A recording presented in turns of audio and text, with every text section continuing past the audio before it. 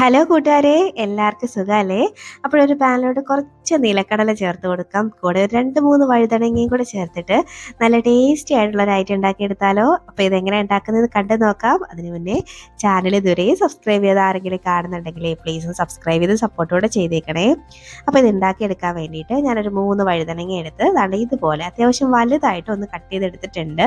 ദാണ്ടെ ഇതുപോലെയാണ് കട്ട് ചെയ്തേക്കുന്നത്. കനം കുറച്ച് എടുക്കരുത്, അത്യാവശ്യം കനത്തിൽ തന്നെ ഒന്ന് കട്ട് ചെയ്തെടുക്കാൻ ശ്രദ്ധിക്കണേ. അപ്പോൾ ഇതൊന്ന് വെള്ളത്തിലിട്ട് വെച്ചിട്ടുണ്ട്, നിറം മാറാതിരിക്കാനാണ് കേട്ടോ. ഇനി അത് മാറ്റി വെച്ചിട്ട് ഒരു പാൻ ഒന്ന് എടുത്ത് അടുപ്പത്തേക്ക് വെക്കുന്നുണ്ട്. അതൊന്ന് ചൂടായി വരുമ്പോഴേക്കും ഒരു 1/4 കപ്പ് അളവിൽ മാത്രം നിലക്കടല ചേർക്കുന്നുണ്ട്. ഒരുപാട് അങ്ങ് നിലക്കടലയുടെ ആവശ്യമില്ല, 1/4 കപ്പ് മാത്രം മതിയാവേ. ഇനി ഇതിലേക്ക് 1 ടേബിൾ സ്പൂണോളം എള്ളാണ് ചേർത്തിരിക്കുന്നത്. ഞാൻ എൻ്റെ കയ്യിൽ ബ്ലാക്ക് ആണ് ഉണ്ടായിരുന്നത്, അതുകൊണ്ട് ബ്ലാക്ക് ചേർത്ത്. നിങ്ങളുടെ കയ്യിൽ വൈറ്റ് ഉണ്ടെങ്കിൽ അത് ചേർത്താൽ മതി കേട്ടോ. ഇനി 1 ടീസ്പൂണൊക്കെ ചെറിയ ജീരകം ചേർത്ത് കൊടുത്തിട്ടുണ്ട്, 1 ടീസ്പൂൺ വലിയ ജീരകം കൂടെ ചേർത്തിട്ടുണ്ട്. ഇനി ഒരു 2 ടീസ്പൂണ് നമുക്ക് കുരുമുളക് ചേർത്ത് കൊടുക്കാം. അതും കൂടെ ചേർത്തിട്ട് നമുക്കിത് എല്ലാം കൂടെ നന്നായിട്ടൊന്ന് വഴറ്റണം. അതിന് മുന്നേ ഒരു 1/4 ടീസ്പൂണൊക്കെ ഉലുവയും കൂടെ ഒന്ന് ചേർത്ത് കൊടുക്കുന്നുണ്ട് ഞാൻ. 1/4 ടീസ്പൂൺ മതിയാവും, കൂടരുത്. അപ്പോൾ ദാണ്ടെ ഇനി നന്നായിട്ട് ഇതൊന്ന് റോസ്റ്റാക്കി എടുക്കാം. ഓൾറെഡി ഈ നിലക്കടലയൊക്കെ വാങ്ങുമ്പോൾ തന്നെ ഒന്ന് വറുത്തെടുത്തതായിട്ടാണ് കിട്ടിയിട്ടുള്ളത്, അതുകൊണ്ട് ഒരുപാട് നേരമൊന്നും ഇട്ട് വറുക്കണ്ട. ജസ്റ്റ് ഒന്ന് ചൂടായി വന്നാൽ മതി ഇതെല്ലാം കൂടെ. അപ്പം അതുവരെയും ജസ്റ്റ് ഒന്നങ്ങ് വഴറ്റിയെടുത്താൽ മതി. ഒരുപാട് തീ അങ്ങ് കൂട്ടി വെക്കണ്ട കേട്ടോ, കുറച്ച് ലോ ഫ്ലെയിമിൽ വെച്ചിട്ട് ഒന്ന് ചൂടാക്കി എടുത്താൽ മാത്രം മതി. അപ്പം നിങ്ങൾ പച്ച നിലക്കടലൊക്കെയാണ് ചേർക്കുന്നെങ്കിൽ, വറക്കാത്തതാണ് ചേർക്കുന്നെങ്കിൽ കുറച്ചധികം ഒന്ന് ചൂടാക്കി എടുക്കണേ. അപ്പോൾ ദാണ്ടെ ഇതുപോലെ ഒന്ന് വറുത്തെടുത്തിട്ട് ഇപ്പോൾ ഒന്നായിട്ടുണ്ട്. അപ്പോൾ നമുക്കിത് അങ്ങോട്ട് മാറ്റി വെക്കാം. ഒന്ന് തണുത്ത് വരുമ്പോഴേക്കും ഇതുപോലെ ഒരു മിക്സിയുടെ ജാറിലോട്ട് നമുക്കൊന്ന് ചേർത്ത് കൊടുക്കാം. ചേർത്തിട്ട് ഇനി നമുക്ക് നന്നായിട്ട് ഒന്നങ്ങ് പൊടിച്ചെടുക്കണം. അപ്പോൾ ഞാനൊന്ന് പൊടിച്ചെടുത്ത് കൊണ്ടുവരാം. ഇപ്പോൾ ദാണ്ടെ ഞാനൊന്ന് പൊടിച്ചെടുത്തിട്ടുണ്ട്. ദാണ്ടെ ഇതുപോലെയാണ് കേട്ടോ പൊടിച്ചെടുത്തേക്കുന്നത്. ഇനി അങ്ങോട്ട് മാറ്റി വെക്കാം. ഇനി ഇത് ഉണ്ടാക്കാനായിട്ട് ഒരു പാൻ ഒന്ന് അടുപ്പത്തേക്ക് ഞാൻ വെച്ചിട്ടുണ്ട്. അതിലേക്ക് കുറച്ച് നല്ലെണ്ണ ചേർത്ത് കൊടുക്കുന്നുണ്ട്. അപ്പോൾ ഈ നല്ലെണ്ണ ഒന്ന് ചൂടായി വരുമ്പോഴേക്കും ഇതിലേക്ക് നമ്മൾ അരിഞ്ഞു വെച്ചേക്കുന്ന വഴുതനങ്ങ ഉണ്ടല്ലോ, അതങ്ങോട്ട് ചേർത്ത് കൊടുക്കാം. ഇപ്പോൾ ഒരു പൊട്ടിത്തെറി കാണാം. വഴുതനങ്ങയ്ക്ക് അതൊക്കെ അത്യാവശ്യം വെള്ളം ഉണ്ടായിരുന്നു കേട്ടോ, അതുകൊണ്ടാണ് ഇങ്ങനൊരു പൊട്ടിത്തെറി ഉണ്ടായത്. അതൊന്ന് കാര്യമാക്കണ്ട, കുറച്ചൊന്ന് കഴിയുമ്പോഴേക്കും ഇതുപോലെ ഒന്നങ്ങ് വഴറ്റിയെടുക്കാം. ഇതുപോലെ ഒന്ന് വഴറ്റി ആ വഴുതനങ്ങയുടെ കളറൊക്കെ ചെറുതായിട്ടൊന്ന് ചേഞ്ച് ആയെന്ന് വരെ ഒന്നങ്ങ് വറുത്തെടുക്കണേ. അപ്പോൾ ഈ നല്ലെണ്ണ ഞാൻ യൂസ് ചെയ്തു എന്ന് പറഞ്ഞ് നല്ലെണ്ണ തന്നെ വേണമെന്നൊന്നുമില്ല, വെളിച്ചെണ്ണയിലോ ഒക്കെ ഉണ്ടാക്കിയെടുക്കാവുന്നതേ ഉള്ളൂ കേട്ടോ. അപ്പോൾ ദാണ്ടെ ഇതുപോലെ ഒന്നങ്ങ് മിക്സ് ആക്കി കൊടുക്കുന്നുണ്ട്.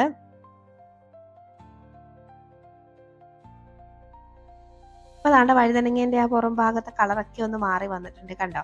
ഇതുപോലെ കളറൊക്കെ ഒന്ന് ചേഞ്ച് ആയിട്ട് വരുന്ന ആ ഒരു സമയം വരെ വഴറ്റിയാൽ മതി. ഒരുപാട് നേരമായിട്ട് വഴറ്റേണ്ട ആവശ്യമൊന്നുമില്ല. ഇപ്പോൾ ഒന്ന് ആയിട്ടുണ്ട്. അപ്പോൾ നമുക്ക് ഇത് ഈ പാനിൽ നിന്ന് അങ്ങോട്ട് മാറ്റി വെക്കാം.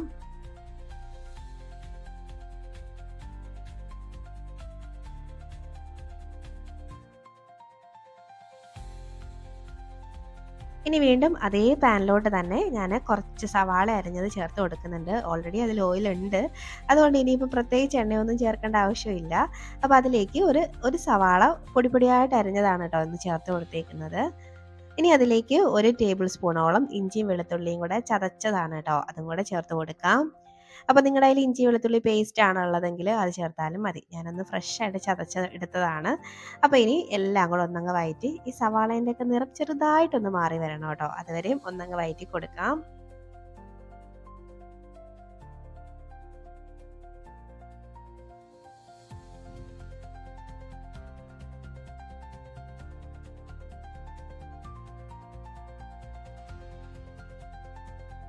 ഇപ്പോൾ ദാണ്ടെ സവാളയൊക്കെ ഒന്ന് വഴണ്ട് നിറമൊക്കെ ഒന്ന് മാറി പച്ചമണമൊക്കെ ഒന്ന് മാറി വന്നിട്ടുണ്ട്. അപ്പോൾ ഈ ഒരു സ്റ്റേജ് ഉണ്ടല്ലോ, ഇതുവരെ ഒന്ന് വഴറ്റിയെടുത്താൽ മതിയാവും. ഈ ഒരു സമയമാകുമ്പോഴേക്ക് ഇനി നമുക്കിതിലേക്ക് തക്കാളി ചേർത്ത് കൊടുക്കണം. ഞാനിവിടെ ഒരു തക്കാളി, അത്യാവശ്യം വലിയൊരു തക്കാളി തന്നെ എടുത്തിട്ടുണ്ട്. അത് ഇതുപോലെ ചെറുതായിട്ടൊന്ന് അരിഞ്ഞെടുത്ത് ചേർത്ത് കൊടുത്തിട്ടുണ്ട്. തക്കാളി തീരെ പൊടിയാണ് ഉള്ളതെങ്കിൽ ഒരു 2 എടുത്തേക്കണേ. ഒരു മീഡിയം സൈസൊക്കെ ആണെങ്കിൽ അത് മതിയാവും. അപ്പോൾ ദാണ്ടെ ഇതുപോലെ ഒന്നങ്ങ് വഴറ്റി കൊടുക്കാം. തക്കാളിയൊക്കെ നല്ല പോലെ ഒന്നങ്ങ് വെന്ത് വരട്ടെ, അതുവരെയും ഒന്നങ്ങ് വഴറ്റിയെടുക്കണേ.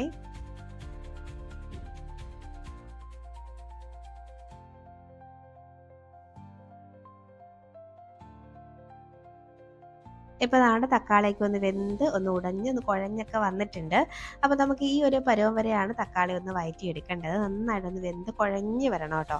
അപ്പോൾ ആ ഒരു പാകം വരെയും ഞാനൊന്ന് വഴറ്റിയെടുത്തിട്ടുണ്ട്. ഇനി ഇതിലേക്ക് നമുക്ക് കുറച്ച് പൊടികളൊക്കെ ഒന്ന് ചേർത്ത് കൊടുക്കാനുണ്ട്. അപ്പോൾ ഇതിലേക്ക് ആദ്യം ഒരു 1/4 ടീസ്പൂണൊക്കെ മഞ്ഞൾപ്പൊടിയാണ് ചേർക്കുന്നത്. ഇനി ഇതിലേക്ക് നമുക്ക് 2 ടീസ്പൂണോളം മുളക് പൊടി ചേർത്ത് കൊടുക്കാം. ഇനി 1 ടീസ്പൂൺ മല്ലിപ്പൊടിയും കൂടെ ഞാനൊന്ന് ചേർത്ത് കൊടുക്കുന്നുണ്ട്. ഇനി നമുക്ക് ഈ പൊടികളുടെ പച്ചമണമൊക്കെ ഒന്ന് മാറുന്നവരെയും നന്നായിട്ടൊന്ന് വഴറ്റി കൊടുക്കാം.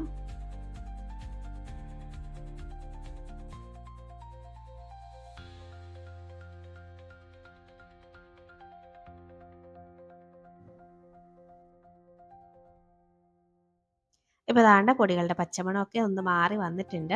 അപ്പോൾ ഇതുപോലെ പൊടികളുടെ പച്ചമണമൊക്കെ ഒന്ന് മാറി എണ്ണയൊക്കെ ചെറുതായിട്ടൊന്ന് തെളിഞ്ഞ് വരുന്നവരെയും ഒന്ന് വഴറ്റിയെടുത്തിട്ട് ഇനി ഇതിലേക്ക് നമ്മൾ നേരത്തെ ഒരു പൗഡർ ഒന്ന് റെഡിയാക്കി വെച്ചിട്ടുണ്ടായിരുന്നല്ലോ, അതങ്ങോട്ട് ചേർത്ത് കൊടുക്കാം. നമ്മളിങ്ങനെ മസാലയൊക്കെ പ്രത്യേകം തയ്യാറാക്കി അരച്ചൊക്കെ ചേർത്ത് കൊടുക്കുമ്പോഴേക്കും ഒരു പ്രത്യേക ഒരു മണവും ടേസ്റ്റൊക്കെയാണ് കേട്ടോ ഈ ഒരു കറിക്ക്. അപ്പോൾ ഇതങ്ങോട്ട് ചേർത്ത് കൊടുക്കുന്നുണ്ട്. അപ്പോൾ നിങ്ങളുടെ കയ്യിൽ വെള്ളം ഉള്ളായിരുന്നെങ്കിൽ കുറച്ചും കൂടെ ഒരു വേറൊരു കളറിലായിരിക്കും കേട്ടോ ഇത് കിട്ടുന്നത്. അപ്പോൾ എൻ്റെ കയ്യിൽ അതില്ലാത്തത് കൊണ്ടാണ് ഞാനിത് ചേർത്തത്. അപ്പോൾ കുറച്ചും കൂടെ ഡാർക്ക് കളറിലാണ് ഈ കറി കിട്ടുന്നത്. അപ്പോൾ അതാണ്ട് ഇതുപോലെ നന്നായിട്ടൊന്നങ്ങ് മിക്സാക്കി കൊടുക്കുന്നുണ്ട്.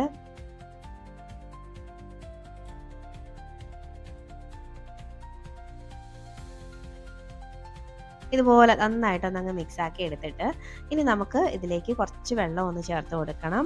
അപ്പോൾ നമ്മുടെ ആ മിക്സിയുടെ ജാറിൽ തന്നെ കുറച്ച് വെള്ളം ഞാനൊന്ന് ഒഴിച്ചിട്ട് ഇതിലേക്ക് ചേർത്ത് കൊടുക്കുകയാണ്. ഇനി നമുക്കിത് നന്നായിട്ടൊന്നങ്ങ് മിക്സാക്കി എടുക്കാം. ഇങ്ങനെ വളരെ കുറച്ച് വെള്ളത്തിൽ ഇതുപോലെ ഒന്നങ്ങ് മിക്സാക്കി ഒന്ന് തിളപ്പിച്ചെടുക്കുമ്പോഴേക്കും ഈ പൊടികളുടെയൊക്കെ പച്ചമണമൊക്കെ എന്തെങ്കിലും മാറാനുണ്ടെങ്കിൽ നന്നായിട്ട് മാറിക്കിട്ടും. അത് തന്നെയല്ല കറിക്കൊരു പ്രത്യേക ടേസ്റ്റുമാണ് കേട്ടോ ഇതുപോലെ ഒന്ന് ചെയ്യുമ്പോൾ. അപ്പോൾ ഒന്ന് മിക്സാക്കി ഒന്ന് തിളച്ച് വരട്ടെ ഇത്. അപ്പോൾ ദാണ്ടെ തിളച്ച് ആ എണ്ണയൊക്കെ ഒന്ന് ദാണ്ടെ തെളിഞ്ഞ് വന്നിട്ടുണ്ട്. അപ്പോൾ ഈ ഒരു സമയമാകുമ്പോഴേക്കും ജസ്റ്റ് ഒന്നും കൂടെ ഞാനൊന്ന് വഴറ്റി കൊടുക്കുന്നുണ്ട്. ഇനി ഇതിലേക്ക് നമുക്ക് കുറച്ച് പുളിവെള്ളം ചേർത്ത് കൊടുക്കണേ. അപ്പോൾ ഒരു നെല്ലിക്ക സൈസ് വലുപ്പത്തിനുള്ള ഒരു പുളി എടുത്തിട്ട് അത് ഒന്ന് പിഴിഞ്ഞെടുത്തതാണ് കേട്ടോ. കുറച്ച് സമയം വെള്ളത്തിലിട്ടിട്ട് ഒന്ന് പിഴിഞ്ഞെടുത്തതാണ്. അത് ചേർത്ത് കൊടുക്കും. ഒരു അരക്കപ്പോളം വെള്ളത്തിലാണ് കേട്ടോ ഇട്ടത്. അപ്പോൾ ഇതുപോലെ ഒന്ന് ഒഴിച്ചു കൊടുത്തിട്ടുണ്ട്. ഇനി കുറച്ച് അല്ലാതെ നമ്മൾ സാധാരണ വെള്ളവും കൂടെ കുറച്ച് ഒഴിച്ചു കൊടുക്കുന്നുണ്ട്.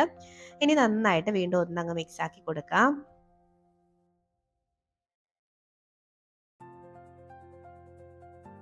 ഇതുപോലെ ഒന്നങ്ങ് മിക്സാക്കി എടുത്തിട്ട് ഇനി നമുക്ക് ഇതിലേക്ക് ആവശ്യത്തിനുള്ള ഉപ്പൊക്കെ ഒന്ന് ചേർത്ത് കൊടുക്കണം. ഇതുവരെ നമ്മൾ ഒന്നിലും ഉപ്പൊന്നും ചേർത്തിട്ടില്ലായിരുന്നു. അപ്പോൾ ആവശ്യത്തിനുള്ള ഉപ്പ് ഈ ഒരു സമയം ഇട്ട് കൊടുക്കാം. ഇനി നന്നായിട്ട് ഒന്നും കൊണ്ടങ്ങ് മിക്സാക്കി കൊടുക്കാം.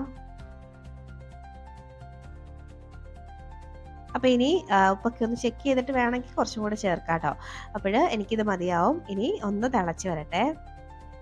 ഇപ്പോൾ ദാണ്ടെ കറിയൊക്കെ ഏകദേശം ഒന്ന് തിളച്ച് വന്നിട്ടുണ്ട്. അപ്പോൾ ഈ ഒരു സമയമാകുമ്പോഴേക്കും നമ്മളിവിടെ ഫ്രൈ ആക്കി വെച്ചേക്കും നമ്മുടെ വഴുതനങ്ങ ഉണ്ടല്ലോ, അത് ഇതിലേക്ക് അങ്ങോട്ട് ചേർത്ത് കൊടുക്കാം.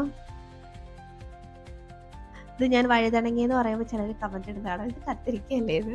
കത്തിരിക്ക എന്ന് പറയുമ്പോൾ ചിലർ പറയുന്നതൊക്കെ ഇത് വഴുതനങ്ങ എന്നല്ലേ? ഇത് ശരിക്കും പറയാൻ ഞങ്ങളുടെ നാട്ടിൽ ഇതിന് രണ്ടും പറയും, വഴുതനങ്ങയെന്നും കത്തിരിക്കയെന്നൊക്കെ പറയും കേട്ടോ.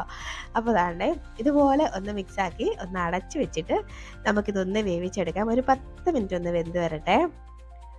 ഇപ്പോൾ അതാണ്ട് ഒരു 10 മിനിറ്റ് ആയിട്ടുണ്ട്. നമ്മുടെ കറിയൊക്കെ അത്യാവശ്യം ഒന്ന് വറ്റി എണ്ണയൊക്കെ തെളിഞ്ഞ് നല്ല അടിപൊളിയായിട്ട് സെറ്റായിട്ട് വന്നിട്ടുണ്ട്. കണ്ടോ, നല്ല കുറുകിയ ഒരു ഗ്രേവിയോട് കൂടിയ ഒരു കറിയാണ്.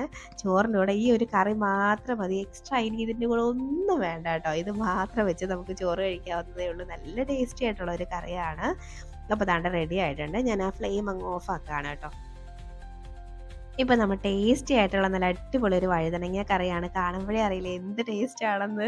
അതുകൊണ്ട് നല്ല കുറുകിയിരിക്കുന്ന ഒരു കറിയാണ് കേട്ടോ. ഈ ഒരു കറി മാത്രം അത് ചോറിൻ്റെ കൂടെ ചപ്പാത്തിൻ്റെ കൂടെ ഒക്കെ കഴിക്കാം. നിങ്ങൾ വഴുതനങ്ങ ഇതുവരെ ഇങ്ങനെ ഉണ്ടാക്കി നോക്കിയിട്ടില്ലെങ്കിൽ ഉറപ്പായിട്ടൊന്ന് ഉണ്ടാക്കി നോക്കണേ. എന്നിട്ട് നിങ്ങളുടെ അഭിപ്രായം കമൻറ്റ് ബോക്സിൽ പറയാൻ മറക്കരുത്. അതുപോലെ വീഡിയോ ഇഷ്ടമാവുകയാണെങ്കിൽ ലൈക്ക് ചെയ്യാനും മറക്കരുത് കേട്ടോ. അപ്പോൾ നമുക്കിനി ചൂട് ചോറിൻ്റെ കൂടെ അങ്ങോട്ട് ഒഴിച്ച് കഴിച്ചാലോ. അപ്പോൾ ചോറിലേക്ക് കുറച്ച് ഞാൻ കറി ഒന്ന് ഒഴിക്കുന്നുണ്ട്. എനിക്കിത് നന്നായിട്ട് അങ്ങോട്ട് മിക്സാക്കി അങ്ങോട്ട് കഴിക്കുന്നുണ്ട്. നല്ല ടേസ്റ്റിയാണ് കേട്ടോ. അപ്പോൾ ഞാൻ കഴിക്കട്ടെ. അപ്പോൾ ഈ റെസിപ്പിയുമായിട്ട് നമുക്ക് വീണ്ടും കാണാം. അതുവരേക്കും bye bye. Thanks for watching.